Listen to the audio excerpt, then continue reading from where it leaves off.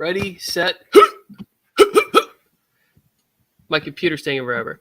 Welcome into MJT Football. I am your host today. Normally it is Mike. This is the NFL Pick'em show on MJT Football here on YouTube.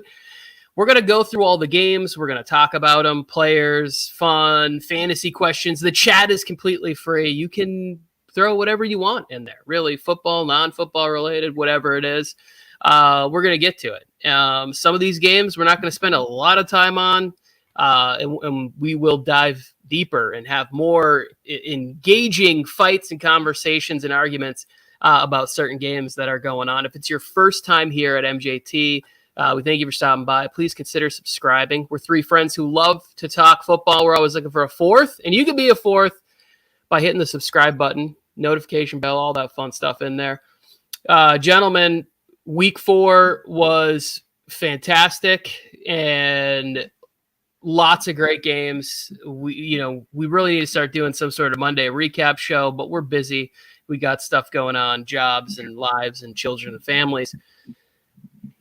I'm still in first place after 4 weeks, and I feel great about it. Let's go to Mike first.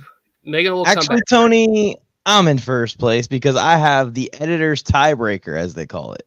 The person that edits it just automatically gets the tiebreaker over the other guys. You should have edited yourself in the front.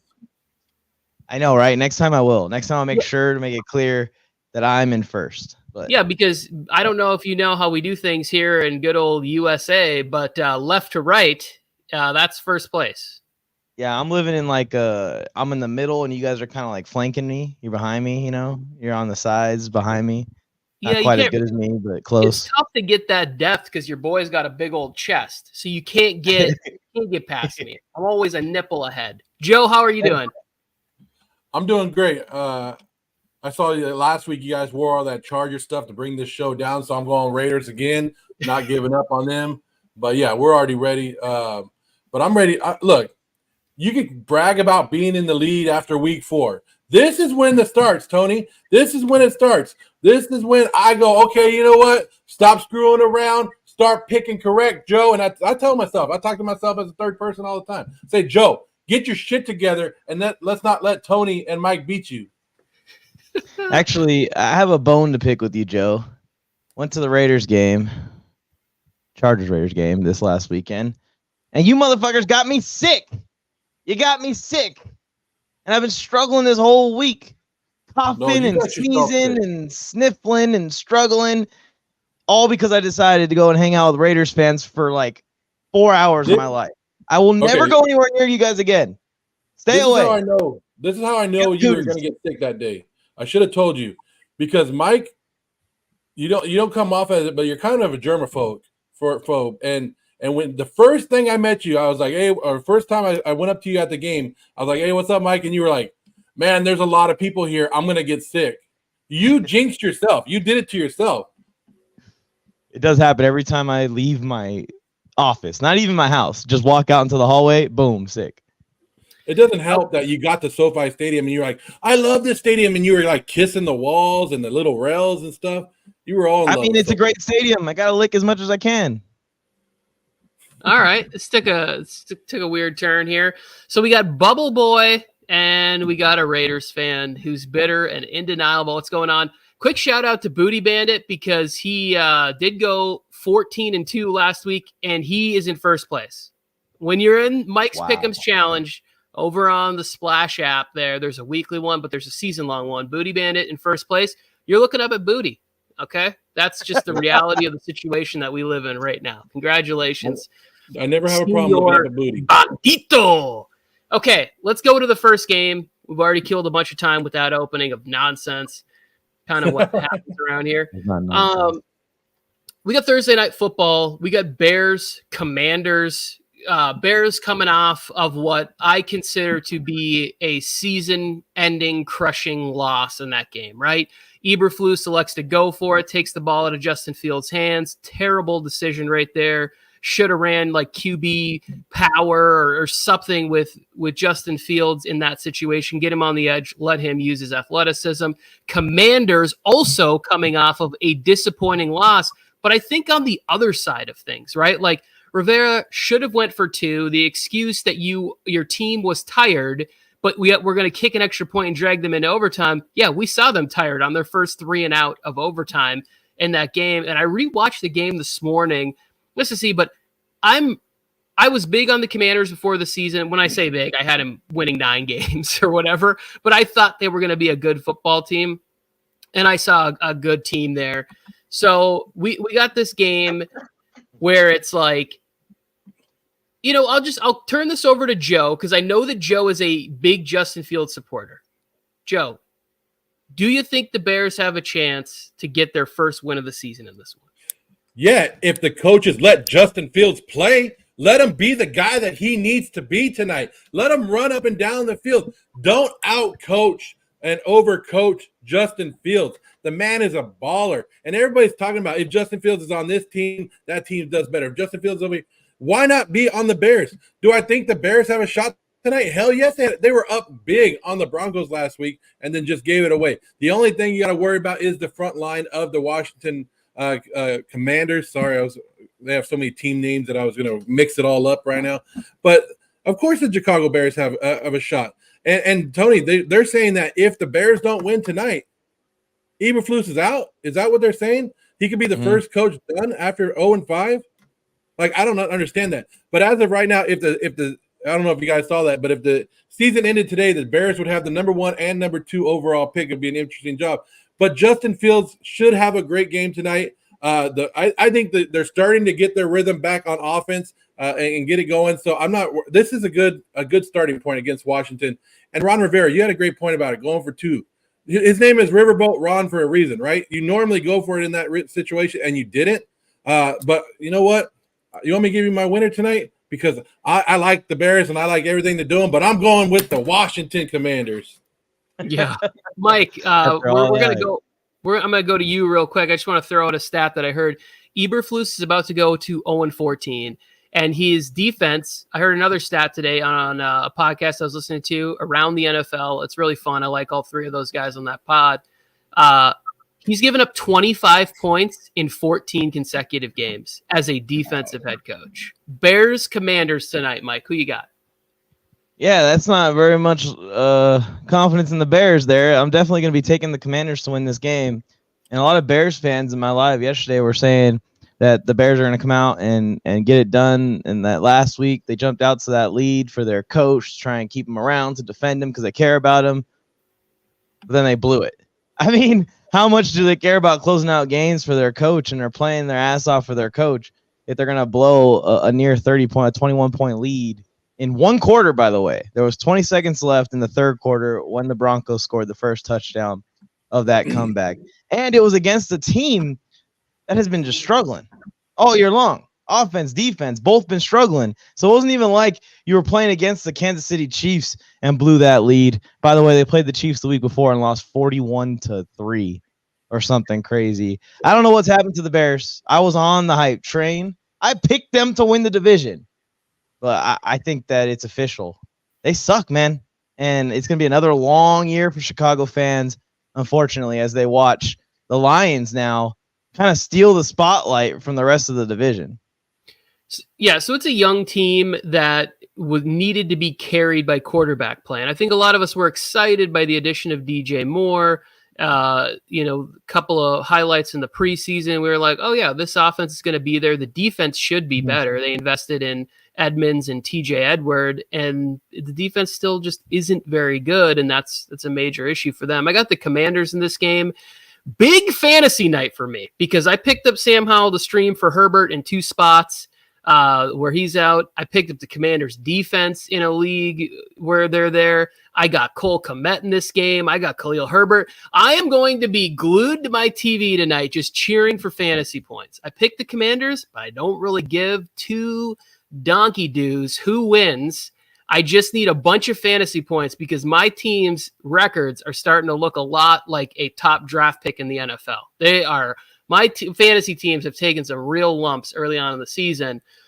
Let's cross the pond here and go over to London Jaguars road game, which is weird that I get it schedule-wise, they have to do that for them. against the Buffalo Bills. And in this, the Bills, since having a Monday Night Football meltdown by Josh Allen has looked like the best quarterback in the NFL. Like every time I'm watching this guy play, he is sensational. He's still doing crazy shit that he shouldn't be doing with his body when you're making that kind of money and it's a very long season, but not quite as much.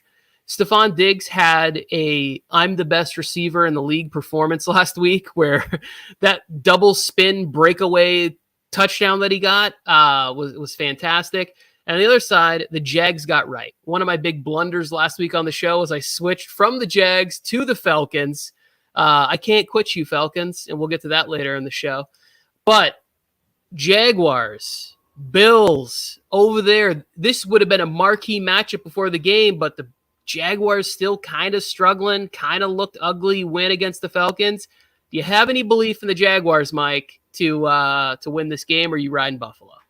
I'm going to have a little bit of belief. I'm not super confident in Buffalo just because of the advantage that the Jaguars have a little bit not having to travel this week across the entire world to play in this game. They're already sitting there. They're acclimated to the time zone. They've been practicing there in London for the past week, waiting for the Bills to come after their victory against the Falcons. So that does give the Jaguars a little bit of advantage. They're a well-coached team. They got a lot of talent. They definitely can't keep up with the Bills, but I just think the Bills are hitting a different stride right now. I think they took that week one embarrassing loss, embarrassing moment, embarrassing game on the chin, and it's motivated this team to turn around and really ramp it up. And when you see Stephon Diggs doing what he did last week in a situation where it seemed like the entire defense, stadium, world knew where the ball's going on most plays, it shows to me that this offense is going to be very, very, very hard to stop. And the Jacksonville defense has been up and down. The Jacksonville offense has been up and down. I'm going to ride with the Bills as well, Tony, to win this one as the technical home team. But this is the Jaguars' home country. So they do have a little bit of advantage there. Yeah, Joe, are you buying this Bills team being that dominant, or do you think that last week could be a little resurgent for the Jaguars? I think we're building the Bills up a little bit too much. One, they own the Dolphins. They've owned the Dolphins in Buffalo forever. And I think they've won 12 out of the last 14 or anything like that. So it's a division game. They know them. They know they can blow them out, and they did it. And they wanted to go out there and show because everybody was in love with the Dolphins the week before because the Dolphins put up 70 points against the Broncos, right? So I think we're blowing it up. But Jacksonville has been underperforming too, right? So and then Jacksonville got it going last week against the Atlanta Falcons. I was glad that I started Jacksonville's defense because that helped me out. And let me tell you something. I want more Toy Story games. I watched that whole damn thing in Toy Story, and it was awesome. I want more of it. NFL, bring it back. Way better than the Nickelodeon crap that they put on. Disney did it right, and Jacksonville looked good in it. And look, I like that Jacksonville started getting their offense going and started to look like the team that we thought, but they're going to run into a hot Bills team. And that's the only problem. I don't care if you stay in London for a week or 2 weeks or whatever. You're not going to be able to get ready for this team, and this team is going to knock you out. So I'm going with the Buffalo Bills this week. Speaking of fantasy, Tony, I will say Travis Etienne, Calvin Ridley, I need you guys to get in Trevor Lawrence's ear and sing to him a little bit of Toy Story. You've got a friend in me. Throw me the gosh dang ball. Please, Trevor. These guys have ceilings that need to be reached. Come on. You got no struggle. You got no hope, man. You've got a friend in me. Love it. Little Toy Story jingle here. The Bills are for real. And I think that they really just need to get over some playoff drama. And I think they're going to bring the pass rush to a Jags offensive line that I think is susceptible. Tough game. Trevor Lawrence is really going to have to be on his A game to compete with this Bills. Mike, go. One more thing. Von Miller return game here. That's what I'm talking about, the pass rush. Even if he can only be available, if he's out there for 15 snaps, you got Rousseau playing a lot better out there. Ed Oliver getting kind of hitting his stride. I think he got a payday out there, so that's nice. Let's come back stateside here. We're going to go to one of the original 13 colonies. I don't know if that's true or not. You have to Google it and fact check me on this one. New England area out there, Massachusetts. Bill, the hot seat conversation with Bill Belichick is just extremely heating up. And I do think that a little bit of this is warranted, right? Because it's not like the Patriots are necessarily getting beat because they're so devoid of talent. It's that they're getting beat because the players aren't performing, which is a reflection of the coaching. And I think that's something that Belichick's always preached and talked about. And Belichick seems extremely frustrated. And he's playing a Saints team that last week, when I watched this game, like Derek Carr should not have been out there. All of these passes were check down. Like Alvin Kamara had 13 catches for 33 yards because all of these throws were going behind the line of scrimmage. If you have a guy like Jameson, he should have been in the game. Anyways, we got this game. I think both teams need this because the Saints cannot continue to fall behind the Bucs, who have a bye this week. And the Patriots, shit could get ugly early for them because they have some tough games coming up. So I'm going to start with Joe on this one. You got your boy Derek Carr. You want to defend him at all? What's going on there? And is Bill in hot water? What do you got in this game, Joe? Well, the Bill Belichick shit is crazy. But hey, good thing for New England. They might have a head coach in the waiting, sitting there in Las Vegas desert, right? If Bill Belichick does get axed in New England, you can just bring on Josh McDaniels right back, and he can take right over. But I'm just throwing it out there in case you guys are looking for a coach. There's one out there for you. But I don't know what's wrong with New England. I like their defense. I thought their offense was going to be a little bit better, but they have no big name weapons. And why aren't they running the ball? I want to see Stevenson get involved a little bit more, in my opinion. The New Orleans Saints, I think they're wasting their talent on offense right now. I don't know if it's the play calling or what's going on. Their defense is one of the best in the league, right? Maybe I'm wrong, but I really like the New Orleans defense, and I don't think their offense is catching up with that defense, and it's something that we've seen before. And I like New England because they made a big trade this week. Brought in one of the best cornerbacks in the league, J.C. Jackson. How can you pull that trade off to bring a guy like J.C. Jackson in the middle of the season back to the New England Patriots after they lost Christian Gonzalez for the season? They bring in J.C. Jackson. What an addition, right? What a great addition of J.C. Jackson. And I'm taking the New England Patriots just because J.C. Jackson's return. Yeah, I swear, if J.C. Jackson has 2 interceptions in this game, I'm going to lose my mind. That's really funny. So I think that there's like the Saints and the Steelers are a couple of offenses that seem so against moving in the direction of where the rest of the NFL is going. And they have all of this talent, and then they have really bad results on offense. And it just doesn't make sense, those directions. Mike, who you got? Saints, Patriots is a tough one to pick. Who are you going with? It doesn't make sense at all, Tony. And I was high on the Saints heading into the season because I believe when you put a lot of guys that have this much talent and this much experience, they have a lot of veterans that are kind of like right there in the prime of their career where their experience and their talent and athleticism is still there. So where they're kind of like the perfect players. And they have a lot of guys on this team. That's why I believe in them so much. And the defense is showing why. I should have had confidence in those veterans. Demario Davis, Marshawn Lattimore, Cam Jordan still doing his thing. They're getting some contributions from young guys, but the main contributors on that defense are the same stars that we've seen doing really well in this league for years and years and years. And they got those guys on offense too.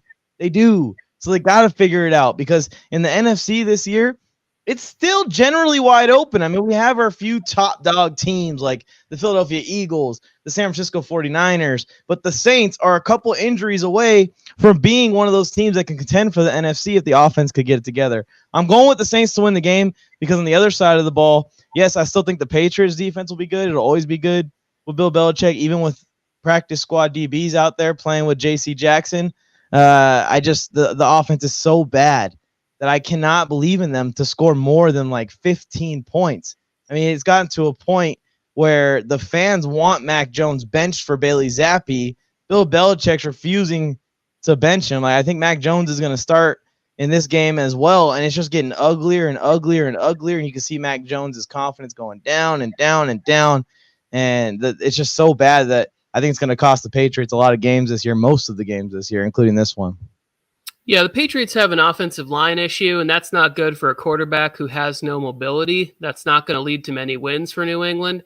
You guys kind of laughed at me when I was like, "Oh, the Patriots are a 6-win team" when we did our projections, and I was like, "It's not crazy to think that this team there's not a lot of wins when you have to play in the AFC East and you have to play the AFC West as your schedule this year." So I'm rolling with the Saints just because that defensive line is ferocious. Speaking of ferocious defensive lines, A+ transition. I can't believe Joe picked the Patriots. That was the reveal, but we got to move on. We got to crunch for time here. And the transition to defensive line was fantastic, but I fucked it up by talking about it. Titans and the Colts right here. This is two, I think, fantastic defensive lines that can really get after it. I was hoping that we'd get some news. Jonathan Taylor is going to suit up. I saw a report where he's like, it feels really good to be this healthy, whatever, blah, blah, blah. My great prediction, my only like really good call last week was Derrick Henry was going to hit his head on the goalpost on a play. He did that in the game, and the Titans would wreck the Bengals because of that defensive line. Now, this game to me, I went back and forth on who I was going to pick because you got a rookie quarterback on one side who's evasive. On the other side, you have a defense that's right there. The run game started to do some things last week. We'll go to Mike first. He'll open on this one. Titans, Colts. Where are you landing with this? Yeah, Tony, shout out for the Bengals pick. You were dead right on that one. I mean, they blew them out. Yeah, I think that the Titans can be a good pick here. They're playing really well. They're a well-coached team, but that defense is, like you're saying, the defensive line especially is ferocious. They're getting after teams already, but I'm too tempted. I'm becoming too big of a fan of Anthony Richardson, who played phenomenal in that loss last week. If you guys haven't seen it yet, completion percentage-wise, that's kind of the only ugly spot on the game last week, but Anthony Richardson had his best game of the season so far and preseason in last week's game against the Rams in a loss. And I just can't help myself but to go with the Colts. Now that Jonathan Taylor's coming back as well, this rushing attack's going to get even better. I think Zach Moss had a decent game last week running the ball. They're going to have 150, 200 rushing yards a game for the rest of the season. I don't know about this specific game. I'm going with the Colts. I think that they can move the ball more on offense, ironically, with the rookie quarterback, with Jonathan Taylor coming back, with Michael Pittman against a good defense than the Titans offense can.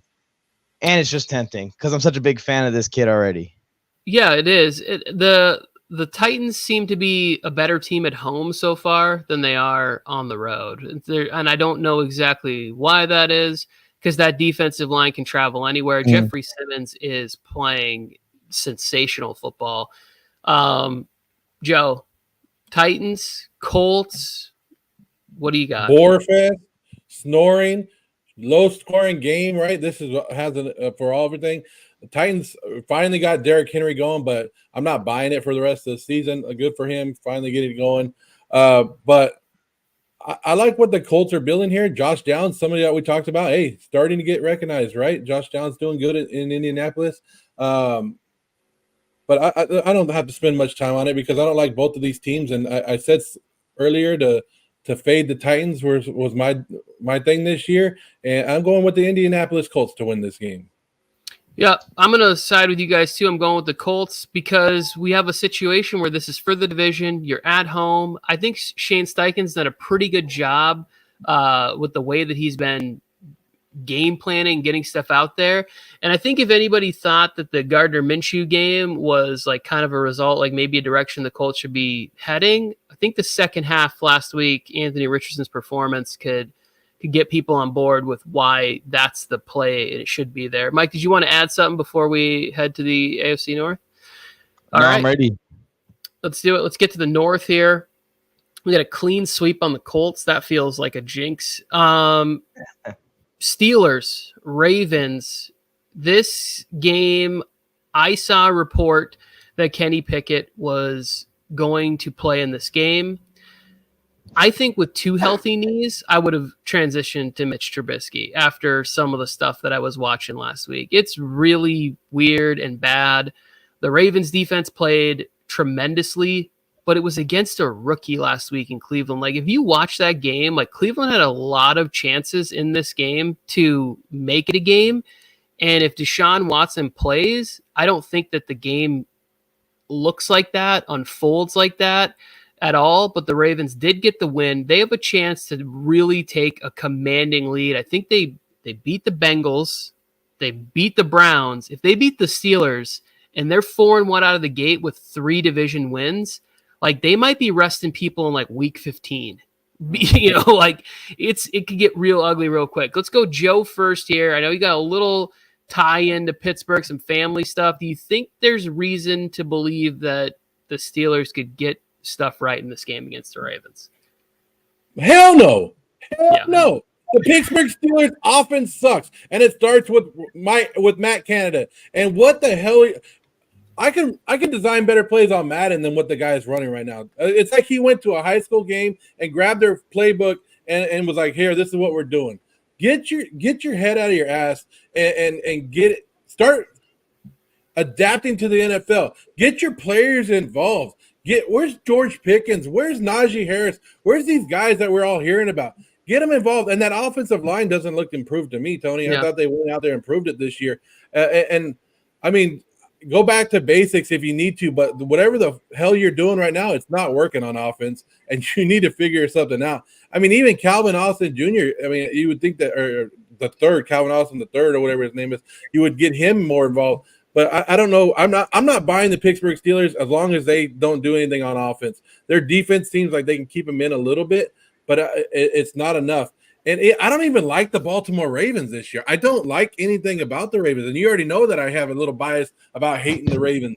I think the Ravens defense is not as dominant, in my opinion. It's just what I'm thinking. So I'm going to take the Ravens in this game just because the Pittsburgh Steelers. I have to come out and say I was high on the Steelers this year. I thought they were going to come out, but shit, they just took 3 steps back this year. It's a horrible offense over there. So I'll say this. Najee Harris came out and did the right thing. He said, this isn't about coaches, it's about players. We got to play better. And I think he was calling out the whole team, and that is important because I think it does need to start with improvement from the offensive line and go from there. Joe took a big old dump on the Steelers. Would you like to take a couple of seconds here to brag about your Ravens, Mike? I'm here for it, man. They dropped that game to the Colts. They got caught sleeping in that game. The Ravens should be undefeated and looking hot going to this one. I think they're going to win this one as well. They would still be undefeated going forward. I'm pumped about the Ravens and how it's going. It's looking like they're kind of positioning themselves to win this division. Not going to speak too soon because this team is already beat to crap, and they could get more beat to crap, as history has suggested since they've gotten Lamar Jackson. This team has been made of glass. But, yeah, I'm pumped about the Ravens, Tony. I want to say one thing about the Steelers, and I don't know if I said it. I'm taking the Ravens in this game for sure.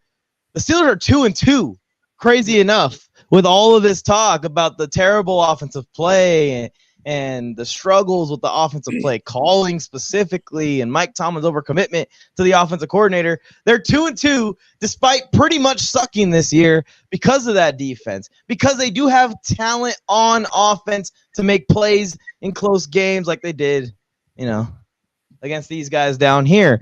Are the Steelers a team that should be in the trade market for a quarterback at the trade deadline? I'm thinking if the Vikings continue to lose, they have a tough stretch of games, starting with KC this week. Maybe Kirk Cousins is going to get dealt. Should the Steelers get in on that while they're still around 500? Or, dare I say it, should the Steelers give Chicago a call? Like, Chicago was on the fence about giving up on Fields last offseason when they had a high pick, thinking about Bryce Young, thinking about C.J. Stroud. Would they be thinking about Caleb Williams and Drake May and the other quarterbacks about to be available in next year's draft, knowing they're going to have a high pick? Could the Steelers be the change of scenery that Justin Fields would need to reach his potential as a quarterback in the NFL? I'm interested to see what the chat thinks, and you and Joe think. Should the Steelers consider moving on from Pickett and pivoting, while they still have this defense? At some point, it's not going to be as elite as it is. I'm going to go quick, and the answer is no. The Pittsburgh Steelers are too loyal, and Justin Fields has shown you something, but not enough to be like, oh, well, this guy's going to change things for us. Joe, do you want to give a quick answer to that, or you want me to transition to the next game? Just get a better play caller. It's not. I don't think it's Pickett. Yeah, I don't think Pickett's necessarily like he's kind of a little below prime Andy Dalton to me. Like that's sort of his peak. Is like and don't like that's nothing to laugh at. Like prime Andy Dalton was a top 12 quarterback in the league for sure, but I don't think Pickett is going to be. Yeah. Anyways, Lamar Jackson. Let's make it a clean sweep on the Ravens. Lamar Jackson is in the MVP conversation, whether people like it or not. Another guy who had just a hot take after Thursday night looked Ryan Fitzpatrick in the eyes and had a great comeback where he said, "Not bad for a poor man's Matt Ryan." Responding to what Fitzpatrick had said in the pregame, which I just thought was way to bust his balls. It was hilarious. It's one of those moments where you hope it never happens to you. But the Lions are playing tremendous football, and it's fun, and it's fantastic, and they look like early leaders to cruise away with this division after the win over Green Bay. They had a long break. Harrison, you made it just in time for us to talk about what is going on with the Panthers and the offense there, whatever. Joe, with you, anything you want to say about this game, let it out. Well, I think the Lions are playing good. I'm not buying into the whole hype on them yet. I mean, Lion fans came at us pretty hard in the offseason for some of their mistakes. How good they would be with some of the players if they would have drafted a little bit differently. But they are a pretty good team, pretty solid team, and everybody kind of figured that coming into the season. They got a pretty good, easy schedule, right? Like, I mean, you don't make your schedule, but it's working out for them the way they're going in. And now they get the Carolina Panthers, who's absolutely garbage. And I'm sorry, Harrison, but your team is garbage. And it's just making that trade with the Bears look even worse from last season, everything they do. But I like Carolina's defense. I don't like their offense. I mean, you could say Adam Thielen is doing good, and but we already know where the best quarterback in the draft is. He's down in Houston, and you guys screwed that pick up. Yeah, the Panthers are all of a sudden in the market. You're going with the Lions. Yeah. Right. Okay. Yeah. I think so. Yeah, you told me the Lions at least. Yeah, the Panthers are now in the market for a wide receiver one.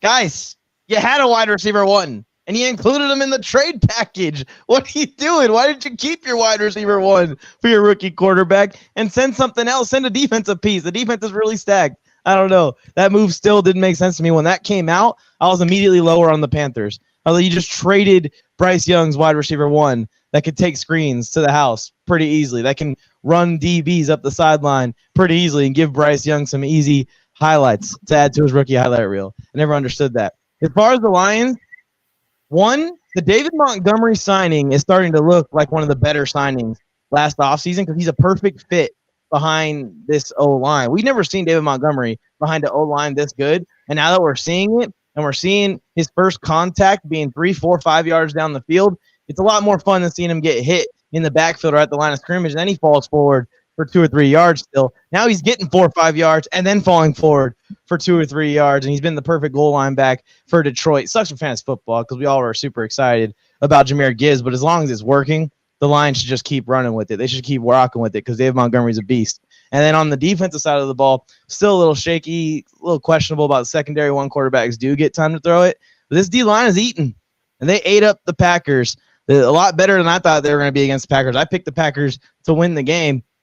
So, I mean, I'm starting to believe in the Lions a little bit more and more each week. Last week was a real eye-opener for me that they're probably the best team in this division as of right now, unless the Vikings make a crazy comeback and their defense turns it around somehow. I do think the Vikings have the offense and the explosives to take down Detroit if their defense can just play decent or average against them. So I'm not going to go ahead, like Joe's saying, and crown the Lions here in week 4, but it's definitely leaning that way, and I'm picking the Lions to beat the Panthers this week. Yeah, and NFL made some changes to their gambling restriction schedule. Lions are going to get back Jameson Williams, so that's fun and exciting. Hopefully those hamstrings are nice and loose, and he's ready to go. And I'm gonna back up Harrison on this one. The Bryce Young stuff has gone way too far. Like, he still has a chance to be a solid quarterback in this league. It's about the amount that you gave up for him. in really a team that I don't think had it ready offensively this season. But I still think he's got a chance to be a really solid quarterback in the NFL. He's too smart and shown too much. The health concerns are another thing there. Let's go to another rookie quarterback in Houston, because this guy is right there for rookie of the year. It's like him and Puka Nacua are the two offensive rookies of the year. I think they're both doing amazing things. And the fact that he's doing it at the quarterback position makes it that much more impressive. And I think that Bobby Slowick, after first year as offensive coordinator, is going to get interviews for head coaching positions, especially for teams that have had, like if you're the Chicago Bears and you're going to be drafting Caleb Williams potentially next year, like if they give up on him, you're going to want to bring him in with an offensive mind that you're like, all right, let's design an offense similar to what we did with other guys. And we've seen that offense do that. On the other side, the Falcons, I cannot believe that Arthur Smith is quadrupling down on this Desmond Ridder experience, because it's just not been there.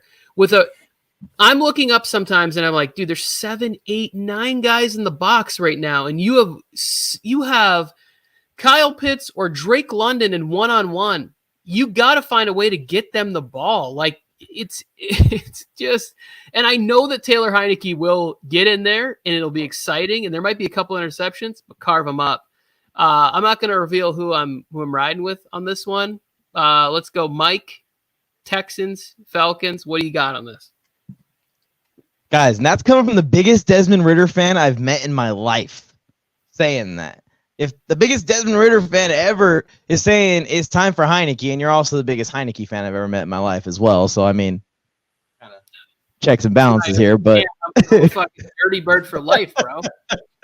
But I agree with you. I think that Heineke will do some fun stuff with this offense. They might not win a bunch of games, but if Bijan Robinson continued to ball out, and they can start to lean on him even more and more and more, Heineke is definitely going to be better, like at least down in the red zone, than Desmond Ridder's been. He's going to be better at managing the offense than Desmond Ridder's been, and he's going to be better at just pure, I don't want to say DNA. I'm not saying Heineke has crazy DNA or anything like that, but just being a pure gamer more so than Desmond Ridder. And that's kind of what this offense needs. They just need a feeder of the ball to these big weapons down the field.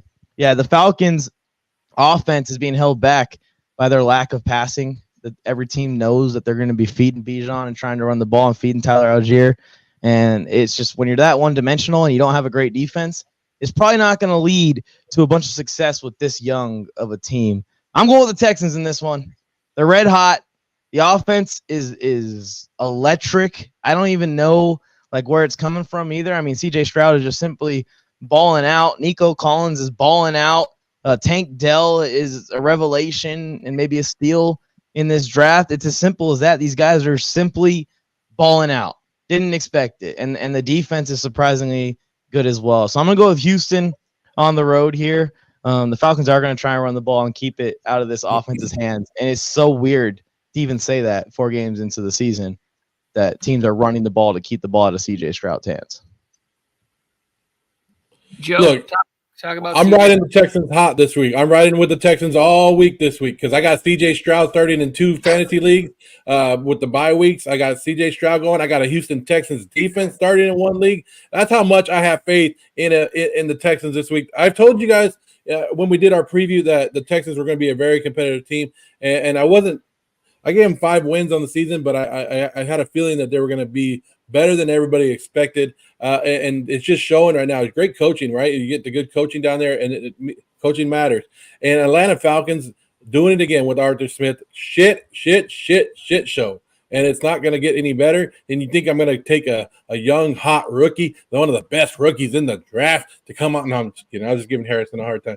But come on, Houston's a better team going in here. And until Atlanta can find something to do on offense, they're not going to win much games.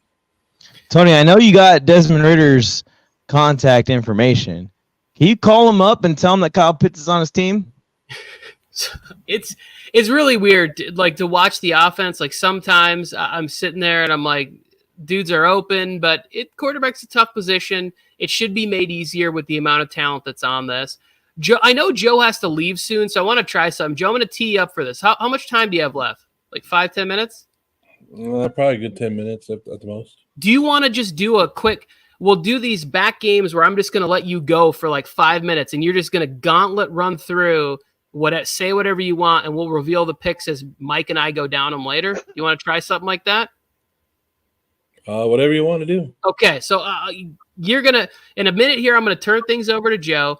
Joe's going to go through and give his picks and thoughts on the second column of games here. But while we're teeing up Joe, Mike and I are going to answer a fantasy question here from Drix Freshski. I don't know. I tried. Christian Kirk or Cortland Sutton. I've really liked what I've seen from Cortland Sutton. I don't love this particular matchup in this situation. I probably would continue to ride with Christian Kirk. He's been getting a lot of targets, and Trevor Lawrence is just really comfortable throwing him the football. Like it's proving out that seems to be the case for Christian Kirk, that the targets will be there at least. I'm a stubborn man, but I would play Christian Kirk as well in this situation. Dirk Fitchski, Fishy, Feksky, Fiskashy, Kirk. Cortland Sutton is he's not a bad play. Like, he is still getting a lot of targets. I just think that the Jets secondary is really good, and I think that there's an opportunity for the Jets defense to really do some damage here. I know he had a second question. I don't know if we missed it or not there, but right now we're going to try something. Pollard or Rashad? Pollard. Yeah. Rashad Penny? Is that the choice? Because if that's the I don't even know if Rashad Penny's active. All right, Rashad White. Rashad White. Yeah. I forgot about him. I'd play Tony Pollard. Opportunities. Tampa's not even playing this week, right? Who? Tampa's not even playing this week. Oh yeah, that's right. Bye week. What the hell? Yeah, I mean, that would be a really bold choice to start Rashad White on a bye week. I don't need to play a running back. I'll just rest him for the rest of the season. I'm just saying, if you do that and you get the victory, I want a screenshot, and we are going to celebrate you. All right? Because that's a bold choice, Cotton. Toughest guy on the internet, and we're just gonna we'll lean like a cholo right there. Okay, first time ever, because Joe's got to run. We're gonna have the Joe Morley gauntlet right here, where Joe is just gonna be able to have the floor for 5 minutes, spend as much or as little time as you'd like, starting with the Giants, Dolphins, and finishing with the Packers and your Las Vegas Raiders. Run through these games, Joe. Let it out. Here it is, guys. Turn your volumes down, because I'm about to get loud right now. I'm going to run through all these picks because I got to go, but here we go. It's the Miami and the New York Giants. Ain't nobody going to watch this damn game because the New York Giants suck. You gave all that money to Danny Dimes, and he ain't doing shit for you but throwing pick sixes. Danny Dimes isn't the answer. Saquon Barkley sitting out. Miami Dolphins might be able to put up another 50 points on you guys this week as they show up this week. Miami is embarrassed last week by Buffalo. Going to come out hot. Miami's winning that game. Joe Burrow, you need to sit your ass down. You don't need to be playing no more. Your injury is hurting you. You're not mobile. The Arizona Cardinals are going to run through the Bengals this week. I'm taking the Arizona Cardinals. Call it an upset. Call it whatever you want. But with Joe Burrow, Bengals, call it. Just call it. Beep. Well, you know how that little line goes at the hospital? Beep. That's the Time Bengals. They're done. They're absolutely done. The Rams and the Eagles. Guess who? Tell a friend to tell a friend that Cooper Kupp is back, guys. He's coming back. Saw some videos of him running at practice today. That ain't gonna help the Rams this week, as they're gonna run into the Eagles, and the Eagles remain undefeated. Eagles beat down the Rams even with Cooper Kupp coming back. Now, the interesting matchup, right? Sean Payton, Nathaniel Hackett. This game should be a bore fest, but this has personal. Like who said it? Deion Sanders says it's personal. This game is personal right here. And even though the Jets are starting Zach Wilson, I mean, come on. I don't know. I was going to get into that, but I don't believe in Zach Wilson. I think the Broncos still are going to get beat just because of their defense, but the Broncos have a pretty damn good chance. What if Sean Payton comes out here and dominates the Jets? I forget who I'm taking in this game, so I'm kind of stalling a little bit, but I think I'm taking the Jets, so I'll take the Jets in that one. Right, Mike? Yes, I'm correct in there. Kansas City, Minnesota. I want to see Minnesota come out and dominate this game. Minnesota should be able to pass a little bit on this team. Kansas City's offense isn't there. Kansas City they need to be a team that's out there looking for a wide receiver, right? Not the Carolina Panthers. The Kansas City Chiefs need to do something to offset people keeping Kelsey down. Where's your wide receiver? But if the NFL is fucking smart, nobody would trade with Kansas City, right? If you're smart out there, but some people like to do business decisions, and they'll find maybe the Raiders will trade him Devontae Adams or something because that's the way we're going.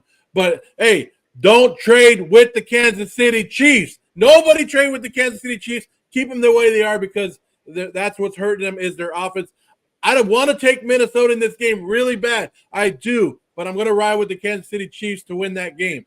Now, this is the game that everybody's been asking about. San Francisco, Dallas. There's going to be like 90% of people at bars and pizza places this week that don't know shit about football. They just know that the Cowboys and the 49ers are playing and that one of them is going to be – whoever wins this week, that's who they're going to rock with the rest of the season, right? This is when the bandwagons find their team and they go, this is my team. So trust me, don't go out to pizza places or bars this weekend because you're going to have to hear, what's that? What is the first down? What is this? That's what you're going to hear. And then they're going to be like, yep, I've been a Niner fan or a Cowboy fan my whole life. So I've been going back and forth. Both teams have great defenses. You can't deny it. You got to and then you got to wonder which offensive line is going to hold up the most and who's going to make the first mistake. And when it comes to your head, you already know who's making that big mistake in this game. It's Dak motherfucking Prescott. He's making that mistake in this game. And the Dallas Cowboys are going to lose this game. And I don't know why I'm doing it, but I'm rocking with the Niners this week. 49ers are going to win the game because Dak Prescott is going to be Dak Prescott in this game. And then we get to Monday night. Green Bay. Carlson versus Carlson, right? The brothers versus each other. Yeah, that's right. Kickers are players too, Mike. I don't care what you're saying. We got Monday night, Jordan Love coming into Las Vegas and the Raiders. I don't know if Jimmy G's going to be playing. I think he might be. He's out there practicing. He should be. I don't care. I'd like to see Aiden O'Connell go for another shot.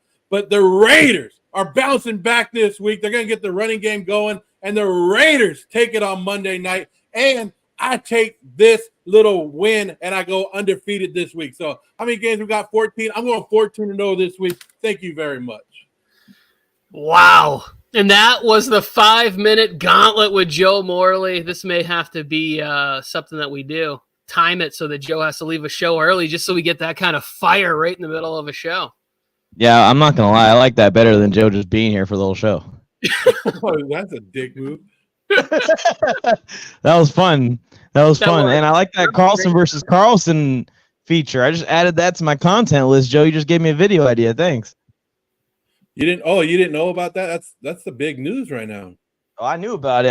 I wasn't plugged in. I'm a loser. That's why. I hope now both of them. I hope Anders kicks 5 field goals and Daniel kicks 4 and they win the game 15-12. Go Pack, go. I don't know if this is true. Is this true? Is this really a thing? Because I believe Harrison. He's never lied before. I do not like this for the Panthers, buddy. I am sorry. Like you don't have a first round pick and you don't have a second round pick and you need help on the offensive line. Like I believe like you're getting Jerry Jeudy, but now it's like if you're giving up a second round pick, you have to sign him now. Like, and there's just been a lot of injury history here. So it's good for Bryce Young 1,000%. Like Jerry Jeudy is a clear upgrade on what they have going on right now at wide receiver. Former teammates. Were they though? Right? I mean, they're a couple years apart. So yeah, Bryce Young, he's been in the league this is Jerry Judy's year 4 for him? That's crazy, man. Yeah. So yeah, is it true? No, he's saying I wish. Now he's in the comments saying I'm here. I'm trolling. Like Harrison, bro. I don't think that this would have been a good move. Harrison, a second round pick for Jerry Jeudy, like it's not worth that. That's what I was about to say. I was about to say a second round pick. I thought they were asking for a third round pick when the last report I saw. I could see like a team. I could see a team like the Panthers coming and saying, "Hey, we'll give you a 4th and a 6th or something like that." Or like if we sign him, maybe the 4th could turn into a 3rd if we sign him. Why is Joe yelling? Because Joe's got to go to work. Joe, all right. Yeah. All right. But before I go, everybody's going to say, yeah, I always pick the Raiders. Yeah, I always do pick the Raiders because I picked for my team. And look at this. Raiders. And just to let you know, if there's any time to get it right, it's right now for the Raiders because they got the Packers, they got the Patriots, and they got the Bears coming up. So they can finish 4-4 and start that season back on over again. But let's go. I'm out of here. I appreciate it. 5 minutes. Now you guys can listen to Mike make his wrong picks and Tony make a couple right picks. But as you guys see the standing right there, you guys know to come next week. I'm back at the top. Move me on over to the left, all the way over to the left. To the left. The guy in the middle. The guy in the middle is in first. I just want to make it clear. No, that doesn't make it clear, Mike. We talked about it. You guys have a great rest of the show, Harrison. I'll see you guys Sunday morning. Sunday morning we'll be here. I'll be there, but appreciate it, guys. Have fun. That is correct. Sunday morning at 8:30, we have a fantasy show here on MJT Football where we try to help you get some fantasy stuff set up. Mike's gonna play around with this for a second. I'm with it, Harrison. If you want to get in the comments and troll, have fun. Like it was a good conversation, and now you know where we stand with Jerry Jeudy. Mike, let's move on. We're 50 minutes into this show. Dolphins, Giants. Daniel Jones had another game where it's like the contract continues to look worse. I'm starting to feel kind of bad for him because the offensive line is not allowing him to really have any success. Like it's just not even giving him a chance to succeed. And this could get real ugly because if you look at the Giants' schedule, and we talked about this when the schedules came out, and the first thing that it was like, what jumps out to you? And I go, the Giants' schedule is brutal. Like, having their first 3 games within 12 days and 2 of them were on the road on the West Coast, like they were very, very grateful to get that win against the Cardinals, or it could be even worse there. And the Dolphins, sounds like from reports that they got a little humble pie, and Tua kind of made it sound like they need it. I'm taking the Dolphins just because I can't pick the Giants to really beat anybody right now. What are your thoughts on this game? Yeah, and aside from the O-line, I mean, that's the glaring thing that everyone's looking at because the Daniel Jones contract, because the expectations adding Darren Waller to this offense, and what Brian Daboll's, I guess, key role is, which is improving the offense. But the defense has been bad as well in New York, and it's just not been pretty sight to see. You're playing in a tough division, and like you're saying, the schedule's not great for New York. It's going to get a lot uglier than it's going to get prettier. I'm going with Miami as well. I do believe that Miami is a team that is taking another step this season, and it's more of a maturity thing to me that I see out of them. They're less so about the video games and the super highlights and all that kind of stuff, and they're more about winning these games. I like the way Tua has played this year. He made some mistakes in that Buffalo Bills game, but hey, it happens. You're trying to stretch the ball down the field. They had the answer to slow down Tyreek Hill, as we talked about last week when we all picked the Bills. Bill Belichick gave them the answer. They were able to execute it. We'll see how the game goes in Miami when it's scorching hot there and when the Bills come to town. It's probably good for Miami that they took care of this Buffalo away game, even though they lost the game early on in the season. I think they refocus in, and I think they blow the Giants out too, Tony. Yeah, I think the answer is having like a super talented middle linebacker like Matt Milano, or a linebacker that's at least can go coverage in different ways. Because last year, the Chargers had a lot of success with Drew Tranquill, who was making plays in that game, and we're seeing that as the answer there. We're all swimming with the Dolphins this week. Not a dream of mine, but I know some people really, really want to do that. This Giants, game right here. This was really hard for me to pick, the Bengals and the Cardinals. And the more I thought about it, I was like, the Cardinals are coming out and playing hard. They're in every game. It's fun. Josh Dobbs is a legit quarterback. And I think not only is he's a starting quarterback in the NFL right now, but if you really look around, like he's going to have a shot to probably be a starting quarterback in the league next year for a team that may be transitioning to a rookie, or if a team that misses out on a QB, like he's playing at a higher level than certain situations now. And depending on where he ends up as a backup or is traded for or traded to next year, he could be there. I just like the way the Cardinals are competing. Like they're making these games really fun to watch. And I thought it was just going to be a disaster, and it's not. On the other side, the Bengals, you got T. Higgins now with an injury there. I know they have depth at wide receiver. I really like Andre Yoshivas and Charlie Jones, like guys that they brought in. But T. Higgins could potentially be a big loss or hindered there. And then the biggest hindrance is the fact that the quarterback is struggling. And I think Jonathan Gannon is really going to do similar things and try and heat him up, try and get him on the move. And that has not been a recipe for success. You're starting to hear frustrations from Jamar Chase. I'm going with the Cardinals in this game, and it feels bad. Like, it feels like, did I really just select this? Like, is my phone broken when I'm making the selection? Why do the Cardinals keep lighting up? Cardinals at home get a sneaky win. I don't blame you. The way the Bengals have been playing to a point where they're just not doing anything for an entire 4 quarters on offense in multiple games this year. And that is ugly. It's one of the best offenses in the league with loaded with some of the most talent in the league. So I don't blame you for taking the Cardinals, but how bad this Bengals offense has been. And the defense is not like it's a shutdown defense by any means. But I'm picking the Bengals because they have the damn answer to the Joe Burrow issue. And he's sitting outside wearing number 1 on every single freaking play. Start feeding Jamar Chase. I want to see screens. I want to see slants. I want to see outs. I want to see all those motions they're doing with Tyreek Hill and Keenan Allen. I want to see Jamar Chase down the field just to threaten them, just to make sure they know that he still can stretch it, and Joe Burrow can throw a fade in 2.5 seconds if he absolutely has to. I want to see it all from Jamar Chase in this game, and I want to see number 1 carry this Bengals offense this week to a narrow victory over the Cardinals, because if they don't, it is time for the Bengals to consider putting some guys on ice, especially the guys that are banged up like Joe Burrow, because if the season's lost and it's over, all you're doing is risking things getting damaged even further, continuing it.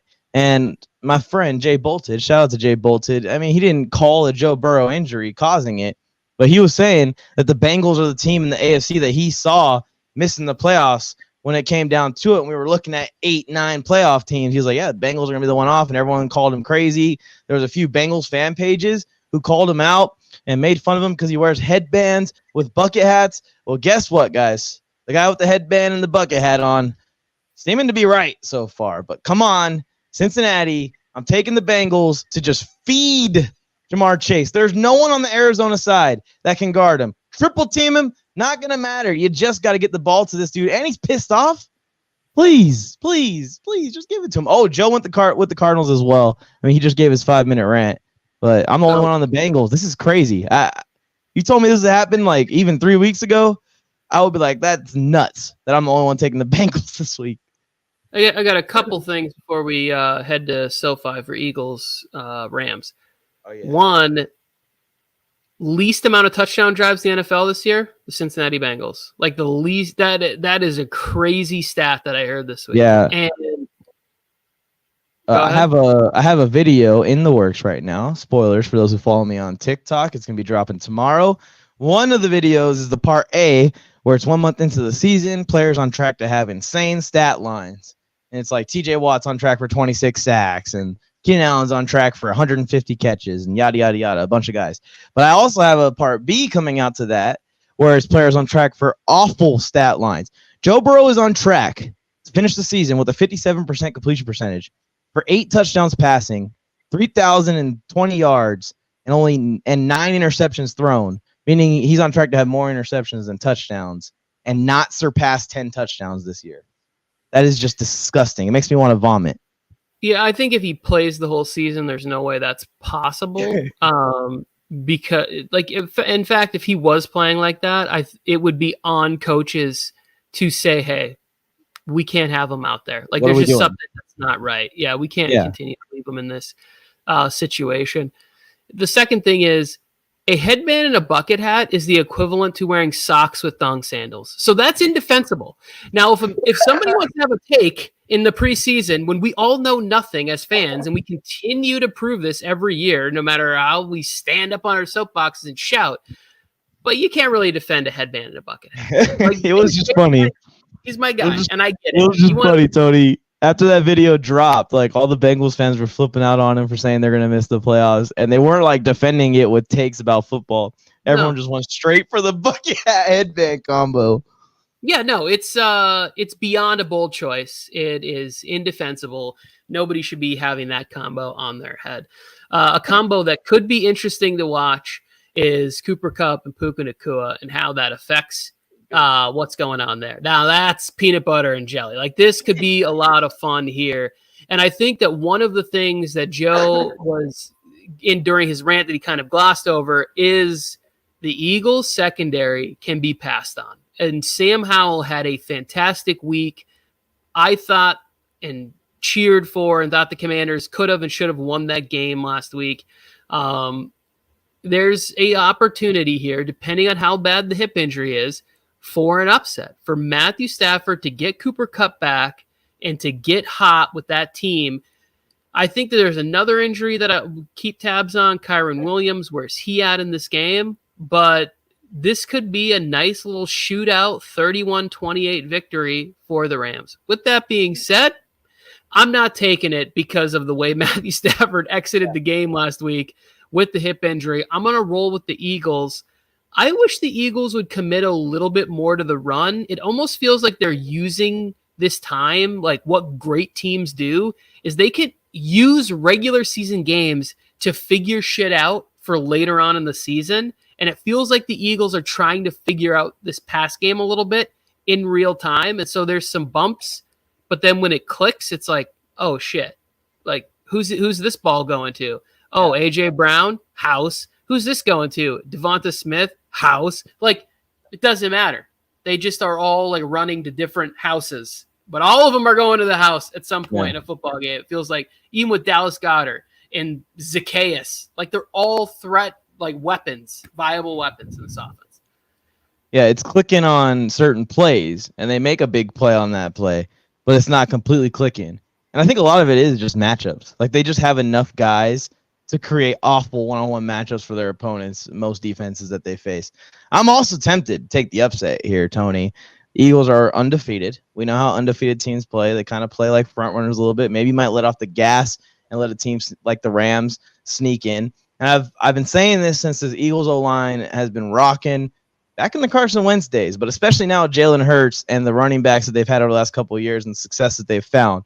The key to slowing this offense down is in the center of your defense. And it's just so hard to find a defensive tackle that can handle Jason Kelce, that can handle the two interior offensive linemen next to him, that can handle this offensive line in the run defense. They just wash everyone out, create monstrous holes. I still think to this day that the only reason the Niners signed Javon Hargrave is to face the Eagles, to have another guy in the middle that can take on double teams and win. Aaron Donald is the kryptonite for a style of offense that the Eagles run, and I know the Rams are going to force them to pass. So if they do have those hiccups, and Matthew Stafford is playing the way he's been playing like same old Stafford this year, even without Cooper Kupp in the lineup, this is going to be a close game. I was tempted to go to this game. One of my best friends lives in San Diego. He's an Eagles fan. I was about to tell him, like, hey, let's go, because this is going to be a fun one with Cooper Kupp coming back especially. Speaking of Cooper Kupp, and I say all that, I'm going to stick with the Eagles. I am. But I'm very tempted to go with the Rams. I think they have a chance in it. I say all that to pivot back to the Cooper Kupp thing. The Rams can go one of two ways with this. They can either just go back to the way they were before, just feed the shit out of Cooper Kupp, and Puka Nacua could become the next Allen Robinson, which is why I'm not targeting him in fantasy football, because I've seen that story already where the wide receiver 2 has all the hype, wide receiver 2 has some talent, and then they go to him. But if the Rams were smart, they would look at Puka Nacua as a blessing to keep Cooper Kupp healthy for years to come.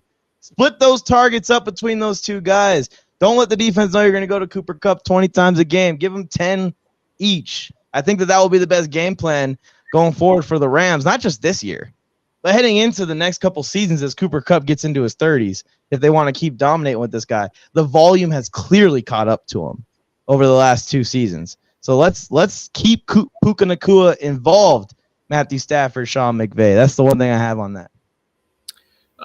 Kevin's updating here that it's only a hip bruise. I know, but when you start to get older in age, only a hip bruise is it hurts. Like it's Mhm. tough. It's tough to get through life and play an NFL game with a hip bruise. And it's And like you're also playing maybe the best, but definitely the deepest D-line in football with a team that the O-line has pieced it together and figured it out. It's not been perfect by any means. I mean, no. the Eagles are going to get pressure. Matthew Stafford deals with it well. He deals with pressure well. He's able to get the ball out. Matthew Stafford is a future Hall of Fame quarterback in the NFL. Doesn't have to be first ballot, but he will get in. And I think that what you said about the Cooper Kupp Nacua thing, I don't think that it's a splitting it up here and there. I think the luxury that as long as those two guys are healthy, Matthew Stafford is a veteran who's going to say, who's got the mismatch, who's got the one-on-one, and that's who's getting the ball. So if they try to take away Kupp, Nacua is still going to get a ton of targets. If they try to take away him, he's going to get a ton of targets. I think if anything, this opens up the opportunity for Tutu Atwell to be dangerous on another level, for Tyler Higbee to be dangerous on another level. Like bringing that back and having two guys that are so smart at reading zone coverages, like that's the fun thing. Like when you watch Puka Nacua, it's like, how does he understand this so quickly to know where the hole in this zone coverage is going to be? And he just sits down perfectly there. Like that's something that a lot of rookies and even veteran guys struggle. Like this is one of the things we talk about with Josh Palmer all the time. Like sometimes he just doesn't have that same knowledge that Keenan Allen has, where it's like, bro, just sit down right there. Stop moving. Don't chop your feet. Like recognize that this is where it is. And the linebacker is going to carry and there's going to be a gap here and you could just sit it down. And it's easy for us fans to say, because like, we don't have to actually execute it or recognize the coverage in 2.4 seconds. We can go back and watch it in super slow motion and be like, how did he not understand that? It's like, no shit. We're fans. We're idiots. And this is entertainment when it's having fun. But Nacua has been extremely impressive. You know who was impressive last week, Mike? Zachariah Wilson. In that game. I was rooting so intensely for this kid, so much so that with Justin Herbert on a bye, in one of my leagues, I will be starting Zach Wilson, partially too because there's nobody else. It was like Jimmy G, Kenny Pickett, Ryan Tannehill. Like there wasn't even Sam Howell available in this league. No Derek Carr. So I looked at it. I was like, I'm rocking with Zach Wilson to Wilson combination in this game, whoever it is. I went back and forth on picking this game because I think at some point the Broncos have to get it together at home. Like, I just think it's a tough place to play, but it hasn't really been. So I went back and forth. I settled in with the Jets based on the defense. I think that will be the difference maker in this game. More so than anything, I'm just intrigued to see the camera shots. I'm intrigued to see if Nathaniel Hackett was sitting on a couple of things in this game where he's like, oh yeah, we're going to get him on this play. We're going to get a nice deep shot touchdown or a fun trick play or something that just kind of like late in the game kind of rubs it in. Yeah. If the Jets could really take off. And I think the Jets defense is really going to try to ride for Nathaniel Hackett because he seems like one of the most likable guys ever. Go. Yeah, and they got Aaron Rodgers back with the team last week. And everyone always hates on Aaron Rodgers for his diva personality. And is he a good leader? Is he not a good leader? Can he gel with young guys? What he's doing in New York, maybe he's changed his philosophy. Maybe he's doing the same exact thing he did in Green Bay. Just him being there helped Zach Wilson a shit ton. I mean, he might have played his best game last week. Now we're giving Zach Wilson all this credit and showing him all this love. There's a clip of him standing there on the sideline after he dropped a snap saying, I blew the game, guys. I blew the game. And they're trying to cheer him up and stuff. And I know it sucks. It's football. He did blow the game still. So keep that in mind with Zach Wilson. I don't think the Jets are going anywhere. I think they view this game as a playoff game for them because they want to smoke Sean Payton so much for disrespecting their coach. And I'm with you on the defense, Tony. I think that the defense is going to come after this Broncos offensive line. It's not a good offensive line. Russell Wilson is trying his best to make do. I personally think Russell Wilson looks better this year than he did last year. It's just the O-line is no good. It is garbage. And they don't have like a bunch of weapons that create a bunch of separation right off the line of scrimmage. So Russ is finding himself having to make a guy miss before he can get the ball out of his hands on almost every single play, and it's just not going to work. It's not. That's why I'm taking the Jets in this one. I think the defense is going to feast. A couple of things. I think like Garrett Bowles is the left tackle there is having some trouble adjusting to Russell Wilson's movement. I think he's a good player. I'd like to see him on another team. That comment he made earlier where he's like, I've been here 6 years. I'm tired of losing. And then you see him on the field. He's got like a left knee brace and a left elbow brace. Like this guy's body has been through shit. And he's like, I'm fucking tired of this. Like, I just get me out of here as soon as possible. Second thing, those plays are going to happen, right? Like Zach Wilson fumbling the snap like that. Like Mahomes played terrible, but it's like you can't have those moments in crunch time. Like that's the difference between like the great, like the guys that end up putting together great careers is that the errors in those type of games, they don't come at that moment. I was so pulling for the Jets. It was bad. I think Zach Wilson is going to be okay.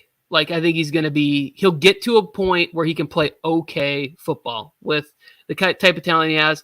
And this might be the week for Breece Hall to just get unleashed in this. Please. Like, even Delvin Cook has looked a little bit cooked, right? Yeah. I think he could even have some, Michael Carter could have some success. Like, everybody could get a chance to go get some food, get a big healthy eating in this week in the game. Keep in mind, all the Denver fans that have been roasting me for this pick already, and it's only been out for a day, they're saying, what quarterback are just going to beat the Broncos with? The same quarterback they beat the Broncos with last season when the Broncos had one of the best defenses in the NFL. Y'all are crazy. Y'all just forgetting that last season happened. Yeah, I mean, as fans, we tend to do that a lot. Kevon Barter here with hitting us with a stat. Tutu Atwell 0 drops this season. You are right, my friend. That is impressive. I don't have a good transition to this next one because neither of these teams were impressive last week. The Chiefs or the Vikings. The Vikings needed a defensive score to beat the Panthers last week, and KC needed like Patrick Mahomes to turn into a legendary running back in the second half to get late in the fourth quarter to seal the victory there. Like Joe said, I was tempted to take the Vikings in this game, and then I realized that that's just my Chiefs hate. If Brian Flores blitzes Patrick Mahomes the way he blitzed Herbert and the way he's been attacking, like, I just think Travis Kelce and Rashee Rice over the middle for like easy dump offs, finding space, like voids in the blitz, is going to be high completion percentage and a ton of yak for those two players in this game. And I really hope that's not the case. Or finding ways to run sort of like, you know, like a wham or a counter or something against this blitz and let Isaiah Pacheco get one-on-one with a safety. Good luck, bro. That dude runs like somebody strapped, you know, dynamite to him. And he's got to run as fast as he can so that it doesn't explode. He literally is like the movie Speed. It's like he can't go under 50 or it'll blow up. I know you don't get the reference because you've never seen any movie, but Speed fans out there, they'll understand what I'm saying. Who do you got in this game? I know you don't want to say it, but you got the Chiefs or you got the Vikings? I got the Vikings, Tony. I got the Minnesota Vikings. This is going to be a pick. This is going to be one of the Skull Vikes, Skull. No, they better not blitz Patrick Mahomes like they've been blitzing some of the other quarterbacks. I mean, that is just a death wish. But even if they do, I'm chalking up last week's failures on offense from the Vikings. It's a little bit of just kind of a rough game for Kirk Cousins, which we've seen happen in the past. I think they turn it back up here, and the Chiefs have a good defense. I'm not saying that they don't. They have a much better defense than Minnesota. But if this Vikings offense can turn up and they can go toe-to-toe with this Chiefs offense, I think it can come down to the end on whoever has the ball last, and hopefully the Vikings get the ball last and get the win. A little bit of wishful thinking here, Tony. And, you know, it's in Minnesota. That crowd's going to be rocking. It's not going to affect Patrick Mahomes too much, but it might affect Trent McDuffie.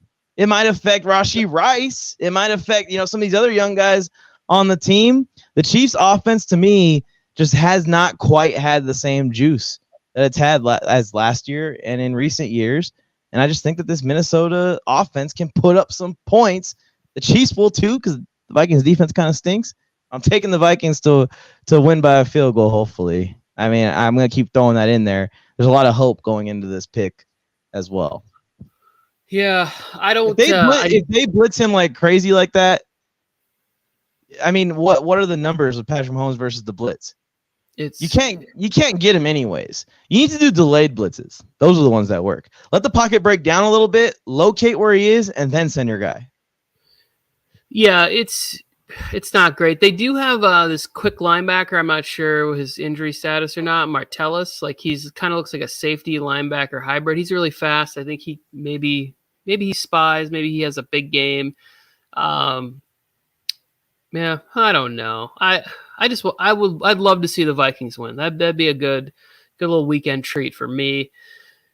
Sunday Night Football this week is must-see TV for it. Like I'm gonna order food so I don't have to cook. A lot of times I cook during Sunday Night Football and I have the game on my phone. I might miss a play here or there. I'm ordering food. I'll pick it up at halftime so that I don't have to miss a snap of this game. I think these are two really good football teams, like well-rounded in all aspects. And I was really close to picking the Cowboys for the one reason that is at a certain point, they have to get over the hump. All right. And if this game was in Dallas, I would have taken the Cowboys in this game. Since it's not at Dallas, I'm going to take the Niners to be able to figure out how to continue to dominate the run. And I think that'll end up being the difference. What I'd really like to not see is for a late game interception to continue this crazy narrative that Dak Prescott is like QB 32 in the NFL. There's this weird thing where it's like, if Dak isn't the best, he's the worst. And I'm even hearing it from like Cowboys fans in my life where they're like, I can't wait till we find a quarterback in Dallas. I'm like, you guys have now had a run of Tony Romo and Dak Prescott, like two quarterbacks that are going to throw for plus 40,000 yards and have a winning percentage of like 60% of their games. Like, what are you talking about? You guys haven't had a quarterback. Like, just because you haven't had the quarterback doesn't mean you don't have a quarterback, and a good one at that. So I just hope that narrative can switch a little bit on Dak Prescott. He does make some blunders at the end of games. He's trying to win intense games against, a lot of times, really good football teams who are also getting paid and want to win games. With that said, Brock Purdy continues his regular season undefeated streak. The man is untouchable. It's just crazy to me because the Cowboys 12-5, 11-6, back when it was a 16-game season, 12-4. I mean, like, we don't talk about all the times that Dak's play wins the game. We only talk about the 3 times or the 2 times that it absolutely goes the opposite direction. And Dak's play or mistake at the end of a game costs them the game. I mean, everyone be honest with you. You take the teams out of it. Take the Cowboys out of it. Take the Niners out of it. Who we rocking with our lives on the line in one game? We rocking with Dak Prescott or Brock Purdy in this moment in time? I'm going with Dak. With the same teams, I'm going with Dak. I don't know. I'm going with Kyle. Can Kyle Shanahan be the choice? No. It's the same coaches, same teams. Which quarterback's better as of right this second? It's way closer than you're making it sound. Like Brock Purdy. Brock Purdy's continuing to every week be good. Like, we don't have evidence of him being bad. Aren't you? You're watching the games, Tony. Everything he does is easy as shit because the team is so stacked. Everyone's wide open. But that's we live in that reality. That's not changing this week. The team is still stacked next week and will be stacked in the postseason. It'll be stacked next year too. Like, that's the thing is, like, as long as the team is as constructed right now, Brock Purdy is really, really good. I mean, what's your thoughts on Jimmy G versus Dak? They're doing similar things with Jimmy G. They weren't, though. They were doing similar things with Jimmy G without Christian McCaffrey standing behind him. Here's the thing. They were doing similar things, but this guy seems better in the crunch time moments than Jimmy G does. I think that that's a good take. I think that he's more mobile also. Yeah. And I think that he's just got a little bit more juice in the arm, even after the injury. He's got a little more juice than Jimmy G. But like if we're talking about Jimmy G's success with the 49ers, NFC Championship games, Super Bowl appearances, all the above, and everything that Brock Purdy's going to do, but I wouldn't take Jimmy G over Dak Prescott, even in Jimmy G's prime with San Francisco. Anyways, that's not the point. That's not the point of the story. I want to see Dak Prescott rise above in this game as well, Tony. I want to see him be the guy that wins it at the end for the Cowboys. Even if this thing comes full circle and they have to play each other again in the playoffs, maybe the Niners get that one because that just seems to be the way it's been going. For this game, Sunday Night Football in front of the whole world with this Cowboys defense rocking the way it is going to fall on the shoulders of Dak Prescott. And you and Joe are saying that Dak's going to fail in that moment. I'm taking Dak to succeed in that moment. Unbiased take, completely unbiased take as I'm rocking the Tom Landry t-shirt here. But yeah, I'm rocking with the Cowboys to win this thing. I hope that the Cowboys win this game. I mean, the Dallas defense, other than their one loss to the Cardinals, where, I mean, you can include that game or not include that game. Up to y'all. I personally think that was a trap game. They got caught sleeping. The Cardinals are better than they expected them to be. They thought they were just going to walk through them, and that ended up being a different story on game day. But this Dallas defense has been the best defense in the league this year, and even better than San Francisco. So I'm hoping also that the Dallas defense gives Brock Purdy some fits here. I want to see Micah Parsons in this man's face. I want to see Brock Purdy make some difficult plays. I don't want to see pump fake one way and then George Kittle has no one for 10 yards over the middle, or a screen to Christian McCaffrey that he takes for 45 yards, or fill in the blank. Deebo Samuel, Brandon Ayuk, it keeps going. The Cowboys got to make him uncomfortable. They got to make him win the game for San Francisco more so than to just let him feed everybody. It's easier said than done. They got so many weapons and a great offensive line. Yeah, there's a lot that I would love to unpack about what you just said. I'm just going to say this. Dallas's defense is really good. I do want to see them against a team that can bring it. I'd like to see that, because beating the Giants 40-0, that's not as impressive now that we've seen the Giants for 5 games. Beating the Patriots as bad as they did, it's not as impressive when we've seen the Patriots struggle for this many weeks. It is impressive because they are doing it in the NFL. But to take it to the next level would be if they came out and gave fits and shut down this 49ers. And when I say shut them down, I mean if they keep them to a 24-27 win, that's a massive performance. It doesn't need to be, 24-3 for that to be the case. I'm very excited to watch this football game. As for Monday Night Football, not as excited unless Green Bay just wallops the Raiders, and then the Raiders just continue to rain down just the crazy falling apart of their fan base. Some of the stuff that Joe has sent me or I've seen or heard or whatever, it's outrageous demands based on what the expectations should have been coming into the season, because I actually watched the Raiders as kind of a hater and was they're better than I thought. They're better. They played, even though they got whooped by the Bills, that game could have been different in the first half. If a couple of little things went their way, it might not have been so such a beatdown. The Raiders are bad, but they're not bad as other teams that I've watched this year. They have elements to their game that are good. They need Jimmy G out there. And if Jimmy G was playing in this game, I would have picked the Raiders to win.